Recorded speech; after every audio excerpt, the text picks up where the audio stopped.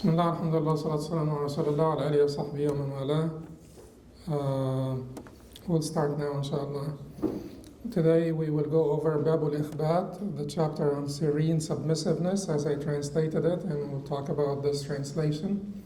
And then in the fiqh part, inshallah, we will go over Satr al-Awra, or covering one's nakedness, or covering Awra, because the word Awra itself is extremely hard to translate, but the nakedness that needs to be covered, or that which needs to be covered. It's hard to basically find a good translation for the word Awra.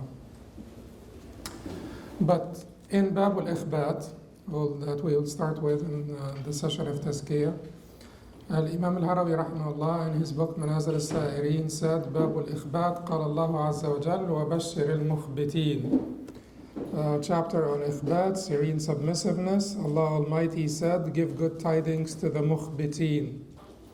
And like we always have this difficulty in translating these words, because these words acquired meaning from Islam itself.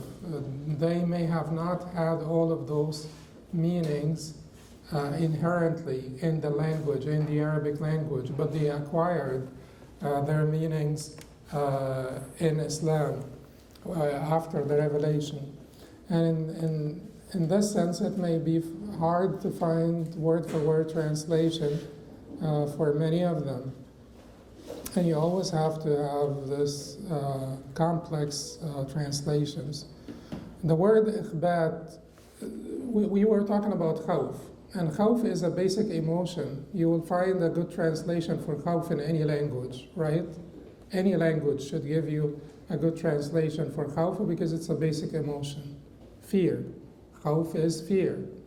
But then when we talked about khashya, we said, well, khashya has to be a little different from khawf. Otherwise, when Allah subhanahu wa ta'ala uses the two different terms, there are certainly reasons for the variant usage of the different terms, and that applies to the Prophet sallallahu alaihi wasallam. So despite the fact that there may be a great deal of overlap, there are subtle differences, there are intricate differences that we want to discover, so that when we hear about ikhbat or khashya or khawf or khushu', it's not all the same for us. It's not all humbleness, because that's how it was translated here. And وَبَشِّرِ الْمُخْبِتِينَ, give good tidings to the mukhbitin, the humble, before their Lord. And I'm not criticizing the translation, because they want to find one word for ikhbat, and they figured humble may be a good word for ikhbat. But if humble is a good word of ikhbat, what is a good word for khushu'? Humble. And what's a good word for tawadu? Humble. Or mutawadu, humble. And that will give us a deficient understanding. And finding the meanings and the different shades and the intricacies of the differences between these words is an experience in and of itself, is like basically ضبط هذه المعاني, or to be verifying concerning these meanings is an important part of knowledge, just to figure out what the word means, let alone the explanation or the commentary. So if we said that khawf is a basic emotion, it means fear, and we said that khashya, you will add to it some knowledge. So this is the fear of the ulama, fear of the knowledgeable. So it is fear with more composure, less anxiety, because it's the fear of the people who know how to protect themselves. It's the fear of the people who embarked on this journey well prepared. They have all the tools. Like I said, they have their armored vehicle. When they see a predator, they just run into their armored vehicle, and they know how to protect themselves. They are not less afraid of predators than anyone else. But since they come prepared, they have more composure, less anxiety, and they know how to protect themselves. It's like the physician who knows how to who is just as afraid of disease like anyone else, maybe more, because of more awareness of diseases and their complications and consequences, but he knows the medicine. So instead of getting anxious, he just, reaches for the medicine and takes the medicine. And that is khashiyah. So إِنَّمَا يَخْشَى اللَّهَ مِنْ عِبَادِهِ الْعُلَمَاء. Verily it is the scholars who have khashiyah of Allah subhanahu wa ta'ala. The scholars who have khashiyah of Allah. So then when we talked about khushu', we said that khushu', an essential ingredient in khushu' is khawf, right? How could you have khushu' without having fear of Allah subhanahu wa ta'ala? An essential ingredient of khushu' is khawf. And we talked that khushu' entails submissiveness. Didn't we say that? That khushu' entails submissiveness. We even called khushu' submissive humility. So it entails submissiveness and it entails humility. And then, but we did say that khushu' is about calmness, it's about stillness, it's about attentiveness, it's about all of this. So when you talk about khushu' in salah, you're talking about all of those meanings.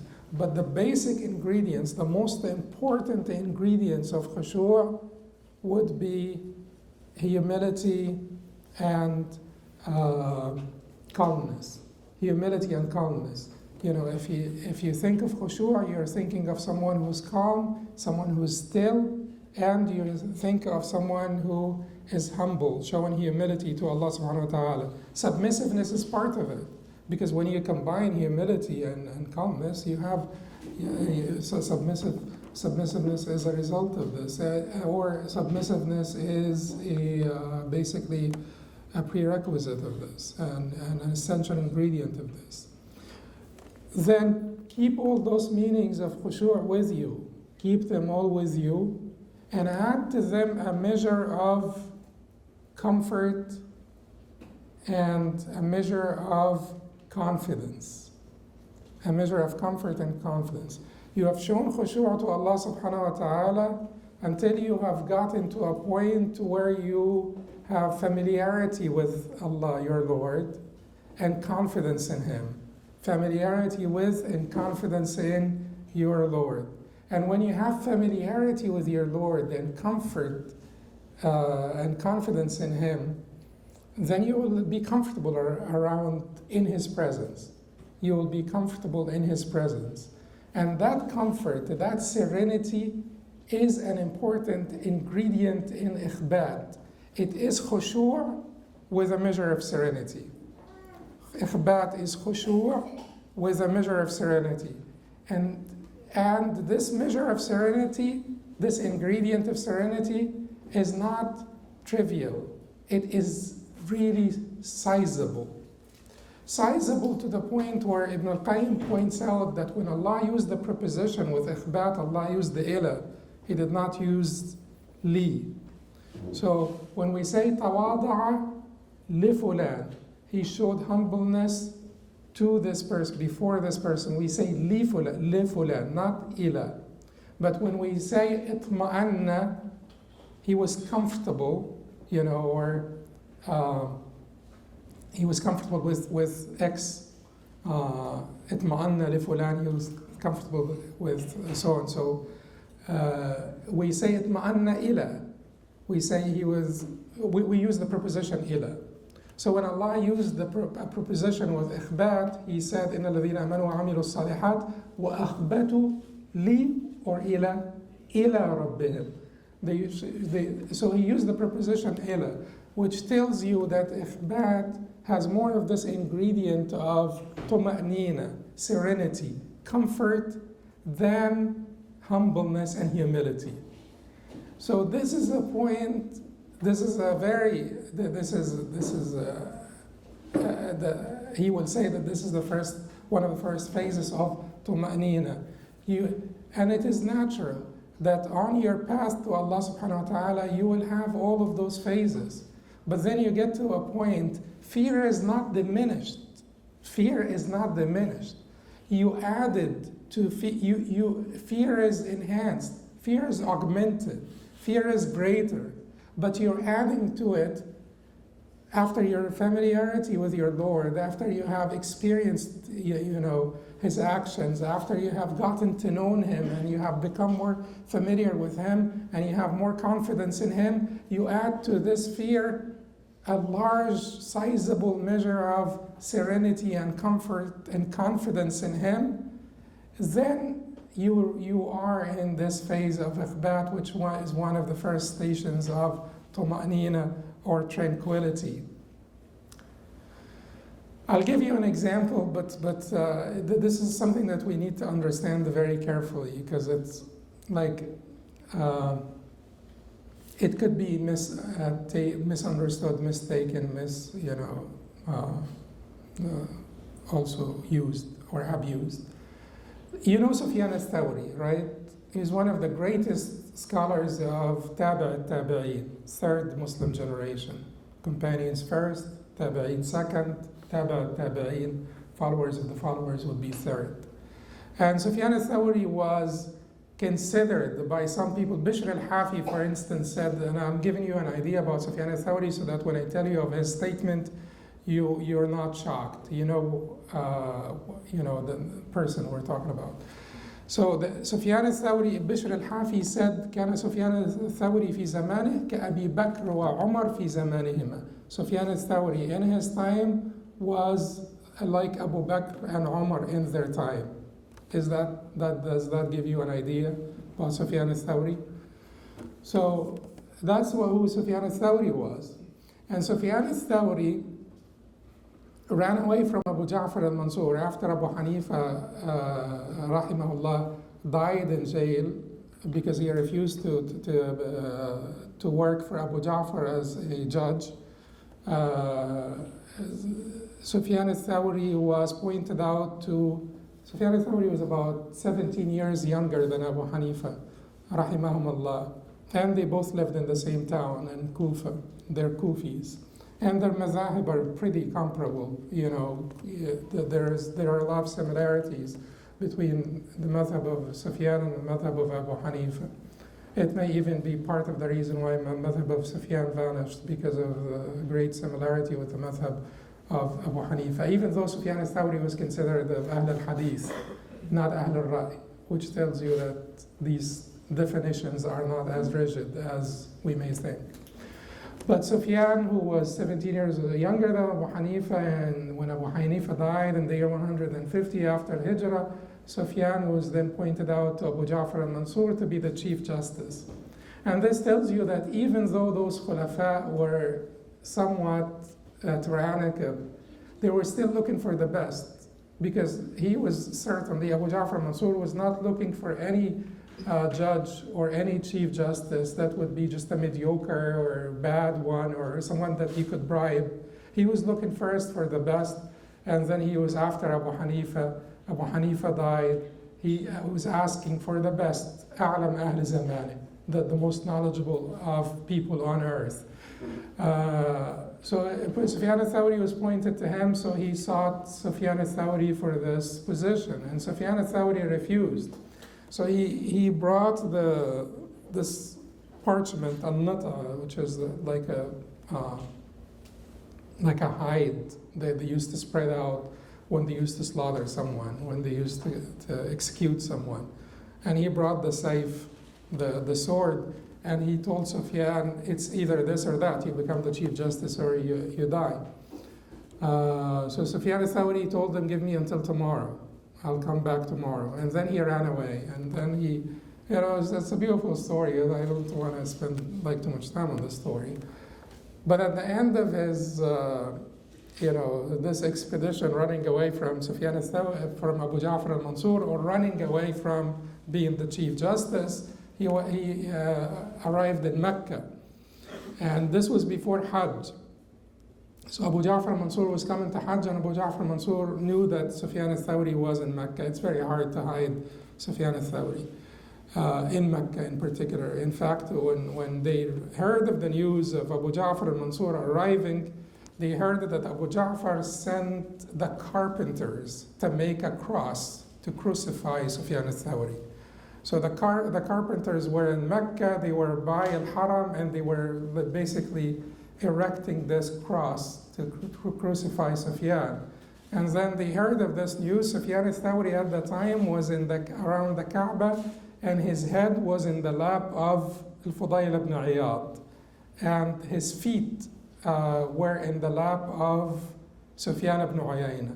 And if you also know Sufyan ibn Uyayna, Fudayl ibn Iyad, if you know, like, if you can imagine Sufyan al-Thawri, his head in Fudayl ibn Iyad's lap, and his feet are in Sufyan ibn Uyayna's lap. This Sufyan ibn Uyayna is the one about whom Shafi'i was one of the greatest teachers of Shafi'i. Shafi'i said, had it not been for Malik and Sufyan, the knowledge of Hijaz would have vanished. The knowledge would have vanished from al-Hijaz, or knowledge would have vanished from al-Hijaz. But anyway, so they heard that Abu Ja'far is coming, and then they heard that he's gonna, execute Sufyan and crucify him.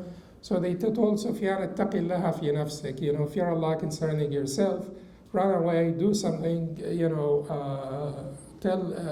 accept the Chief Justice position, do something, ittaqillaha fi nafsik. And then after they failed to convince him, and then they said, "Ittaqillaha fina la tafdahna," fear Allah concerning us, you will basically cause us a problem. If we're hiding you here, and if Abu Ja'far knows, then everybody will get the wrath of Abu Ja'far. And Abu Ja'far was like a tyrant.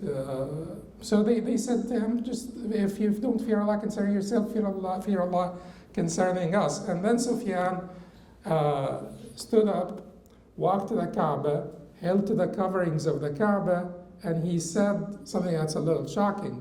He said, "Bari'tu minhu in dakhalaha Abu Ja'far. Bari'tu minhu in dakhalaha Abu Ja'far." I am clear of him. Clear of whom? I'm clear of Allah. I'm free of Allah. I have nothing to do with Allah. If Abu Ja'far entered Mecca, Abu Ja'far was right outside of Mecca, basically moving towards Mecca. And then Sufyan, in the presence of all of those, said, "I am free of Allah, bari'tu minhu, I am clear of Allah," if Abu Ja'far entered it. Now this is shocking. And if you try to do this, if you do something like this, you're completely irresponsible. From you, it is basically blasphemy to say something of this nature. You know what it is like? If I say this, for instance, this is like someone like me who trips over his shadow. I go to Niagara Falls, and I hear of all the daredevils, the acrobats who basically walked on like a wire across Niagara Falls, or on a motorcycle across Niagara Falls. And then I say to myself, why don't I do that? If they were able to do it, I am able to do it. They are men, I am a man, and we're equal. Then you know the outcome of this expedition, how it would be. And this exactly like this. Like you're not anywhere close to this level. You're not anywhere. You're not just there completely. It is very possible that Sufyan al-Thawri was inspired by Allah, that you're protected, and his confidence in Allah. His confidence in Allah and his belief in this inspiration. This is not wahi like the wahi of the prophets and messengers. But Allah may have basically given him that coolness, comfort, serenity. Allah would have inspired him that Abu Ja'far will not make it. You're protected. Or Allah would have just told them, you're protected. And then he wanted to transfer this confidence and this comfort to the rest of the people. Don't worry about me. Abu Ja'far will never make it. Abu Ja'far will never enter Mecca. And if you want something to make you assured and certain that Abu Ja'far would never make it, then listen to this. And certainly, now, there is a hadith in which the Prophet ﷺ said, "Man qala ana bari'un min al-Islam, فإن كان كاذبا فهو كما قال وإن كان صادقا لم يعد إلى الإسلام سالما." Whoever says I am clear of Islam, if he is lying, then he will be as he described himself, and if he is not lying, then he will never return to Islam safely. He will not return to Islam safe. Okay, which means what? This is not the same thing. Certainly, I am not sure what Sufyan al-Thawri said was right or wrong. I'm not judging Sufyan at this point. I'm just telling you that this is a karama, this is a supernatural favor for sure. No scholars said that this was not a karama for Sufyan. Or I do not know of scholars who said that this was not a karama. Ibn al-Qayyim said, هذه كرامة ثابتة. This is an established favor, karama, that Allah granted to Sufyan. Because Abu Ja'far did not make it. Abu Ja'far died and did not make it to Mecca. Abu Ja'far died, right at the border of Mecca. So then what the Prophet ﷺ said, whoever says I'm clear of Islam, if he is lying, then he is as he described himself, and if he is truthful, then he will not come back to Islam safe. What does that mean? If you take an oath and you say, if this is not true, I am clear of Islam.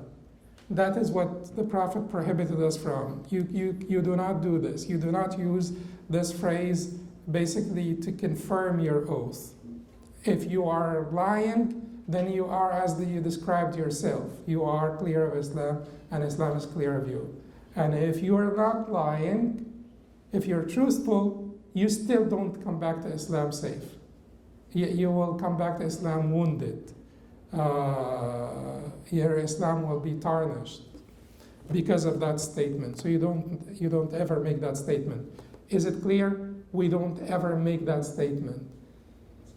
And even we don't make it we don't make it in the same context in which Sufyan made it. We're not Sufyan, we're not there, we're not close to him, by no means. But it tells you what? It tells you that Sufyan was mukhbit or not mukhbit. But at this level of ikhbat, you do have this confidence in Allah subhanahu wa ta'ala, comfort with Allah subhanahu wa ta'ala, that you may say things of that nature. That you may say, because your confidence in Him and your comfort with Him makes that possible for you, or even thinkable, because it would be unthinkable for us to make a statement like this. But for someone who reached the station of ikhbat and the highest of stations, Sufyan al-Thawri in his time was like Umar and Abu Bakr in their time, that statement itself is enough to tell you who Sufyan was. Is that clear?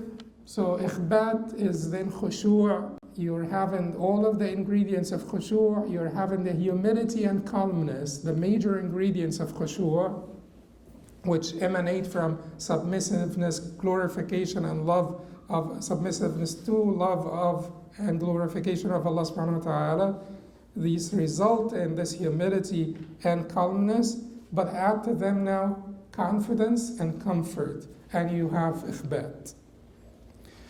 Then Imam al-Harawi rahimahullah said that ikhbat من أوائل مقام الطمأنينة وهو ورود المأمن من الرجوع والتردد وهو على 3 درجات. الإخبات من أوائل مقام الطمأنينة. Ikhbat is one of the first stations of tranquility. من أوائل مقام الطمأنينة. One of the first stations of tranquility. وهو ورود المأمن من الرجوع والتردد. It is finding refuge from reversal and hesitancy. It is basically reaching the station where there is no more hesitation, no more reluctance, no more possibility of reversal. Because as long as you're in this station of fear and anxiety, you have not found comfort with Allah yet. You're afraid, you're anxious. Your ibadah is based on fear and anxiety. You have not found comfort with Him yet. Then you're not in one of the stations of tuma'nina yet. All of these are important ingredients. We will keep them throughout until you meet Allah subhanahu wa ta'ala. But still, if you don't have that confidence and that comfort, you're not immune to reversal, to rujua, to going back on your heels. Basically abandoning the path, abandoning your journey to Allah subhanahu wa ta'ala. There is a possibility you're not safe. And so this hesitation and the possibility of reversal, U-turn, rujua, on your heels, going back on your heels, is always a possibility until you get to the stations of tuma'nina. One of them is ikhbat, and then your confidence in Allah and your comfort with Allah would make you immune from reversal and hesitancy. And then he said, وَهُوَ عَلَى ثَلَاثِ دَرَجَاتٍ, and it is 3 levels. الدرجة الأولى, or the first level, أن تستغرق العصمة الشهوة, when the divine protection encompasses the desires. When the divine protection encompasses the desires. So no craving whatsoever that you have will be greater than the divine protection. The isma, the divine protection that Allah granted you, is greater than any craving, than any lust, than any wanting or desire that you may have. So the fences of isma are higher, too high for any of the untamed horses of your desire. Your desire is like when you have like a particular desire, particularly ardent desires, it's like riding an untamed horse. You don't know where that untamed horse will take you. So, but if you have the fences of isma, when Allah subhanahu wa ta'ala grants you this protection, these fences of isma will protect you from being, from the basically a rebellion of those untamed horses. They will not be able to jump over the fences.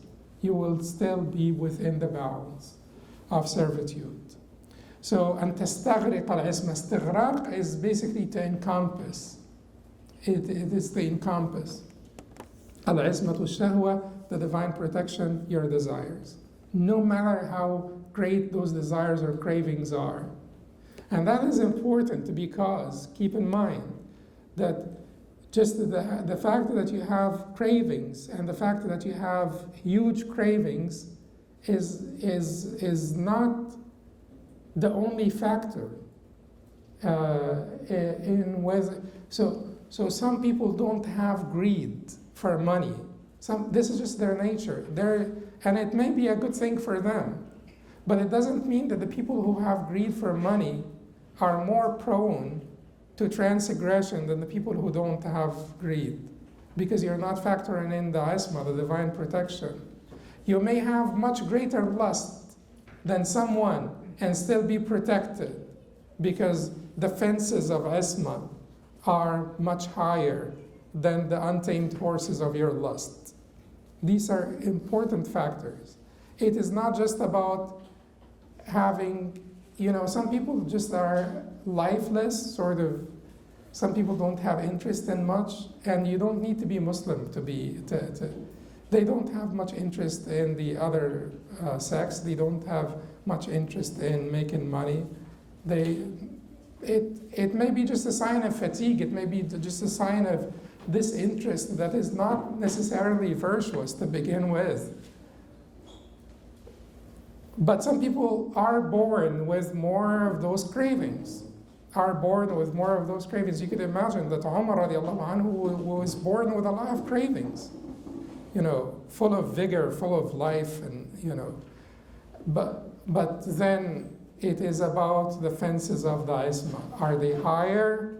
Can be over come by your shahwa or not.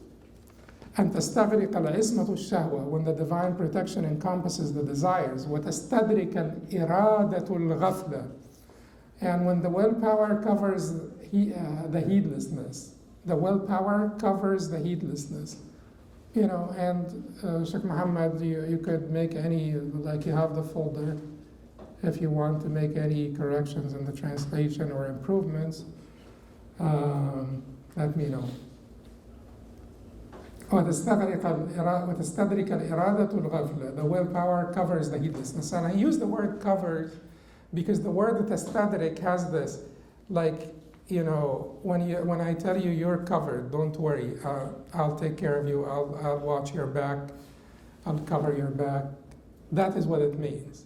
So al-irada, the willpower, the resolve, is not only that it caught up with al-ghafla, but it covers al-ghafla. Whenever al-ghafla befalls you in trouble, your resolve, your irada is always there to pull you up.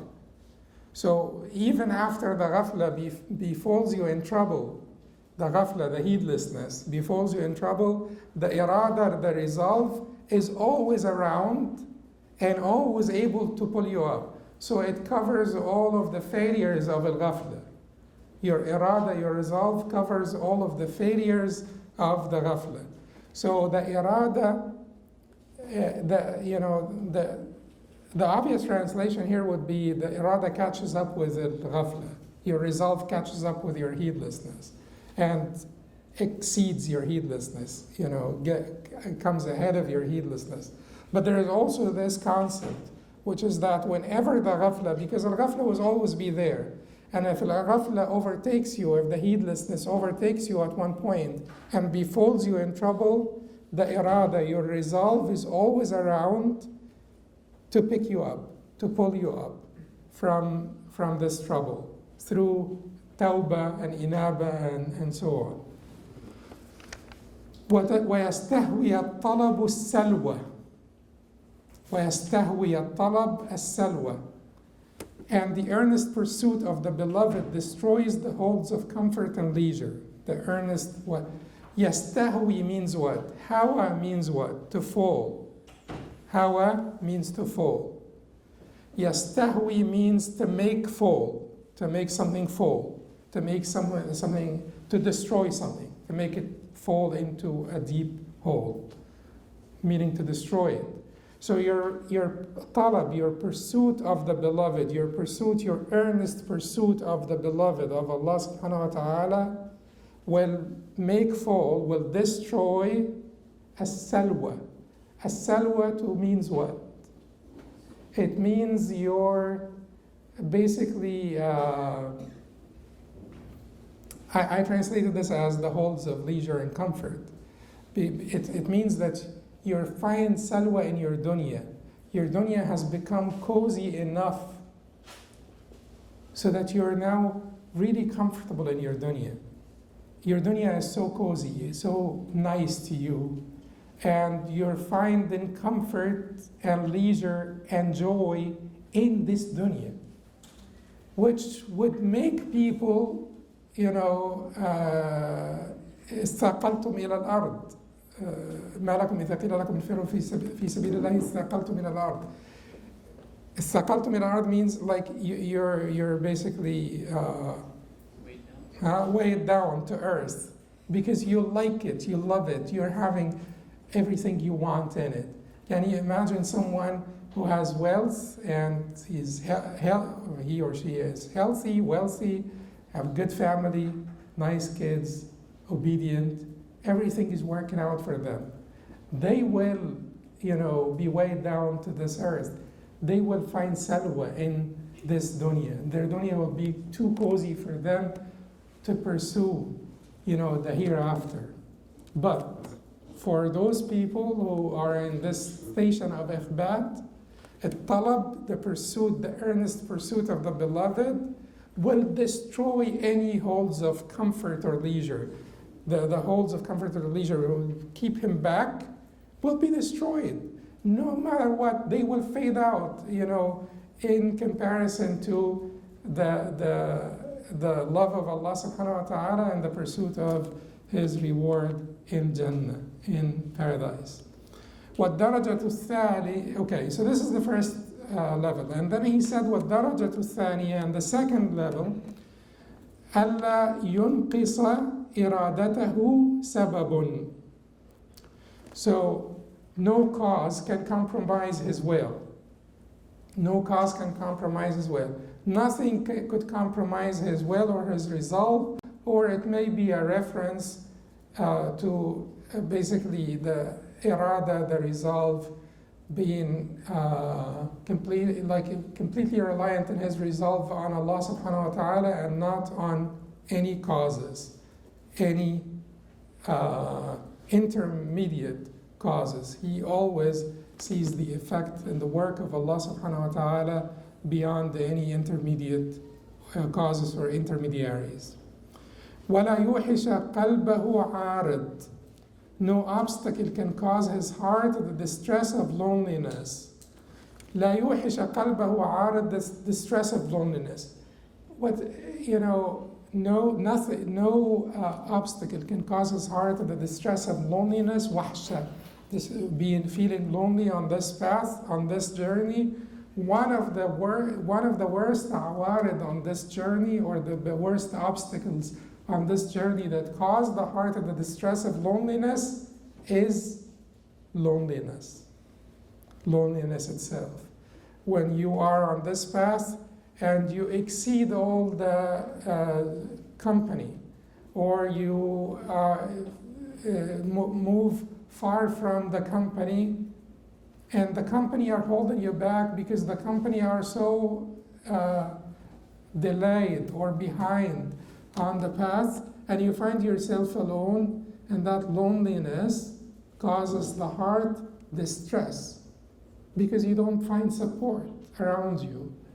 And human beings are social creatures. They always want. So continue. Yeah, that's good. Continue on your path, but don't give up on the good company. Because as a human being, you see how Sufyan, where Sufyan was, you want this comfort. You want to have you want to be able to lay your head in the lap of al-Fudayl ibn Iyad, even though none of us can do this. But you want to have someone like al-Fudayl ibn Iyad to lay your head in his lap when you are in distress. And that comfort, encourages you. And if you don't find al-Fudayl ibn Iyad, find someone, find a friend that is also seeking Allah subhanahu wa ta'ala, and give a blind eye to his shortcomings or her shortcomings. Because otherwise you will not be able to find comfort in them. Don't give up on the company, but at the same time, don't allow the lack of, you could be way ahead. وَالَّذِينَ آمَنُوا وَاتَّبَعَتْهُمْ ذُرِّيَّتُهُمْ بِإِيمَانٍ أَلْحَقْنَا بِهِمْ ذُرِّيَّتَهُمْ. And those who believed and their offspring, their descendants, followed them in belief, we will reunite them with their children, with their offspring, with their descendants. Because even in Jannah, you want to be reunited with the people that you love. But will the Prophet be reunited with the people that he loved? Yes. How far is he from them? There is, many light years. There is no comparison between the Prophet and us, or any human being. So is it possible that you are way ahead, but you're still, in having this company and enjoying this company and being good around them and giving a blind eye to their faults? Yes, it is possible. So you keep the company while you're way ahead of them. Physically, you are with them. And you're also finding comfort in their company because you're giving blind eye to their shortcomings. And you're not seeing any virtue for yourself over anyone. But it is important that we do not allow the distress of loneliness to keep us behind. And then he said the third one, وَلَا تَقْطَعَ الطَّرِيقَ عَلَيْهِ فِتْنَةً. And no trial may interrupt his path. وَلَا تَقْطَعَ الطَّرِيقَ عَلَيْهِ فِتْنَةً. No trial may interrupt his path. And this is clear, right? The trials will not keep you behind, will not delay you. الدرجة الثالثة, the third level is when, he said, أن يستوي عنده المدح والذم. Praise and dispraise by the people become equal to him. Praise and dispraise by people become equal to him. Can you do it? No, likely not. Because if you take al-Zahir, the apparent implication of this sentence, it is unattainable to human beings, even prophets and messengers. It's beyond this, where praise and dispraise become completely equal to us. No matter what people say about you, whether it is good or bad, it doesn't make any difference. Allah said in Surah Al-Shu'ara about Ibrahim, وَاجْعَلْ لِي, of the dua of Ibrahim, وَاجْعَلْ لِي لِسَانَ صِدْقٍ فِي الْآخِرِينَ. And give me basically an honorable mention on the tongues of the latter generations. A good reputation among the latter generations. This is one of the dua of Ibrahim. He wanted a good reputation. He did not want the dispraise of people. The Prophet ﷺ himself used to be affected by the dispraise. قَدْ نَعْلَمُ إِنَّهُ لَا يَحْزُنُكَ الَّذِي يَقُولُونَ. We know that it hurts you, it causes you distress, what they say. فَإِنَّهُمْ لَا يُكَذِّبُونَكَ وَلَكِنَّ الظَّالِمِينَ بِآيَاتِ اللَّهِ يَجْحَدُونَ. So it causes the Prophet himself distress, what they say, then it will cause you distress.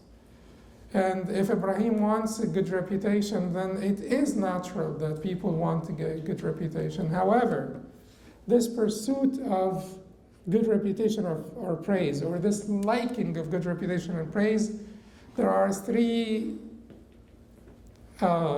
important qualifiers here. When does this become dangerous? If it makes you bad to yourself, bad to the people, bad to Allah. How does it make you bad to Allah? If it competes with the seeking of His pleasure. If it just competes, not overtakes, not anything, if it just competes. Certainly, if you give precedence to this, as Ibn Hibban reported from Aisha radiallahu anha, من أرض الناس بسخط من الله سخط الله عليه وأسخط الناس عليه ومن أرضى الله بسخط من الناس رضي الله عنه وأرضى الناس عنه. Whoever pleases the people at the expense of displeasing Allah, Allah will be displeased with him and will make the people displeased with him. And whoever pleases Allah at the expense of displeasing the people, Allah will be pleased with him and will make the people pleased with him. Okay? But it is not just this. It is even competition. It is not just when you are, favoring the pleasure of the people over the pleasure of Allah. But even if you're allowing the pursuit of the people's pleasure to compete with the pursuit of Allah's pleasure, or to have in your room, to crowd your heart and take up room in your heart so that you're less energetic in seeking the pleasure of Allah subhanahu wa ta'ala and you're distracted by seeking the pleasure of the people, that is still bad. Abu Faras al-Hamadani has some verses of poetry where they are attributed to Rabi al-Adawiyya rahimahullah wa radiya anha. They are attributed to her, but they are actually by Abu Faras, and they were not about Allah. But the scholars said had he said these verses of poetry about Allah, he would have been right on, and they would have been absolutely great. And they are attributed to Rabi'ah, so if they are established from Rabi'ah, then they are about Allah, then they're certainly beautiful. Where it is reported that Rabi'ah said, or Abu Firas, فيا ليت الذي بيني وبينك عامر وبيني وبين العالمين خراب وإذا صح منك الود فالكل هين وكل الذي فوق التراب تراب فيا ليت الذي بيني وبينك عامر. وبيني وبين العالمين خراب. I wish that what is between me and you is sweet, and then I don't care if what is between me and you, if what is between me and all the people is in ruins. إذا صح منك الود فالكل هين. If your love is true, or if your love for, if there is truly, if you truly love me, إذا صح منك الود, if you truly love me, then everything afterwards will be insignificant, trivial. وكل الذي فوق التراب تراب, and everything that is above the dust is dust. All that is above the dust is dust. Will turn into dust. All human beings will turn into dust. So this is important. The pursuit of praise is not a distraction for you whatsoever. Not only that you don't give up the seeking of the pleasure of Allah for the pleasure of the people, but the seeking of the pleasure of the people is so secondary that it does not compete with the pursuing of the pleasure of Allah, and it doesn't even crowd your heart. It doesn't take up room in your heart. Your heart is devoted to Allah. And wanting the pleasure of the people is one of your inherent human qualities, characteristics, but it is not filling up room in your heart. Is it clear? It could be an inherent quality, an inherent human quality that you have and that you cannot basically move beyond or give up, but it is not filling up any room in your heart. Because if it fills up room in your heart, it becomes a distraction.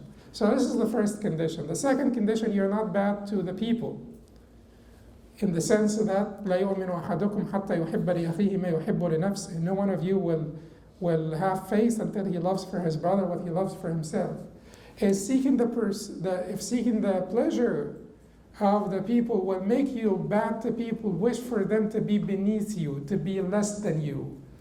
Like you're competitive, like head-on competition, not parallel competition, like the competition that was between Abu Bakr and Umar, where no one of them would have wished to the other any,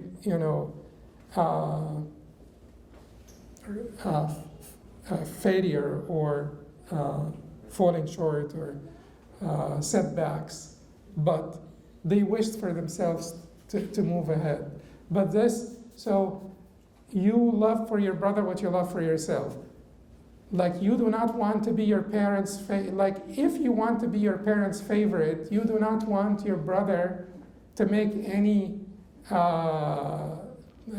basically to make any mistake or to fall in any error or to be any bad to your parents so that you could win their heart. No. You're working hard to become your parents' favorite based on your work, not the setbacks of your siblings. The third condition here, where the third condition, so that your pursuit of people's pleasure is not pathological, is that you're not bad to yourself. Because if seeking the pursuit of people will be stressful, then you're being bad to yourself. And the Prophet ﷺ said, مَا ذِئْبَانِ جَائِعَانِ أُرْسِلَ فِي غَنَمٍ بِأَفْسَدَ لَهَا مِنْ حِرْصِ الْمَرْءِ عَلَى الشَّرَفِ وَالْمَالِ لِدِينِهِ. Two hungry wolves sent into a flock of sheep will not be more harmful to the sheep than one's eager pursuit of status and money for his deen. And for his psyche also, it is applicable. If it hurts your deen, it hurts your psyche. So your eager pursuit of status and power will be destructive to you, to your deen and to your psyche. Worse than two hungry wolves sent into a flock of sheep. So if your pursuit of people's praise or recognition or good reputation does not make you bad to Allah, bad to the people, bad to yourself, it is not bad, it is not pathological, it is natural, just natural part of being a human being. And then he said, أن يستوي عنده المدح والذم, praise and dispraise by the people become equal to him. وتدوم لائمته لنفسه, his self-reproach becomes constant. His self-reproach becomes constant without overwhelming yourself. That does not mean that you become morbid, that you overwhelm yourself. I sent you in the footnotes the statement of Ali radiallahu anhu, not the complete statement. The complete statement is روحوا عن القلوب ساعة فإن القلوب إذا أكرهت عميت. But the part that matters us is فإن القلوب إذا أكرهت عميت. For the hearts become blind when they become overwhelmed. Hearts become blind when they become overwhelmed. So don't overwhelm yourself, because constant self-reproach, some people may think that this could some people may do this until they overwhelm themselves. And this becomes an impediment on the path to Allah subhanahu wa ta'ala, because they have become overwhelmed. But self-reproach, self-reckoning, nafs al-lawwama, self-reproaching soul, should not prevent you from reaching a nafs al-mutma'inna, because that is the goal, the tranquil soul, the tranquil nafs. If the self-reproaching soul will keep you from reaching, if nafs al-lawwama will keep you from reaching a nafs al-mutma'inna, it is doing you a disservice. Nafs al-lawwama is good as long as it is leading you to a nafs al-mutma'inna. And these things could overlap. They are not distinct phases. They overlap. Nafs al-mutma'inna is still self-reproaching. But tuma'nina ghalabat alayha. Tuma'nina has become greater now. It's like ikhbat al-khushu', where tuma'nina and ikhbat, tranquility, confidence in Allah and comfort with Allah, will become the predominant feeling. Okay, so وَتَدُومْ لَائِمَتُهُ لِنَفْسِهِ, his self-reproach becomes constant given that this is not overwhelming his heart. وَيَعْمَى عَنْ نُقْصَانِ الْخَلْقَ عَنْ دَرَجَتِهِ, and he becomes blind to the lower rankings of the people compared to him, or compared to his rankings. And he becomes blind to the lower rankings of the people compared to his rankings. We've discussed this several times before. You're not seeing yourself above the people whatsoever. But when and if you see yourself and there is some merit to it, like you see someone who's really treacherous, wicked, bad, and you say to yourself, Alhamdulillah, I have not been tested by this, or that Allah subhanahu wa ta'ala favored me above him or her. If you say this, there are certain things that will keep you from arrogance, and it will keep you from being self-deluded. What are they? 3 things. This is all the favor of Allah. What I have been given, it's all the favor of Allah. He can take it back anytime he wants. وَإِنَّمَا الْأَعْمَالُ بِالْخَوَاتِيمِ, and what matters is conclusions, endings. I don't know, how my life will end. No one knows how his life will end. And I don't know how his life, I'm looking at him now and I'm saying, Alhamdulillah, that Allah favored me above him, and I'm not, I'm not at this level of wickedness, or I don't know how my life would end, and I don't know how his life would end. You remember those 3 things.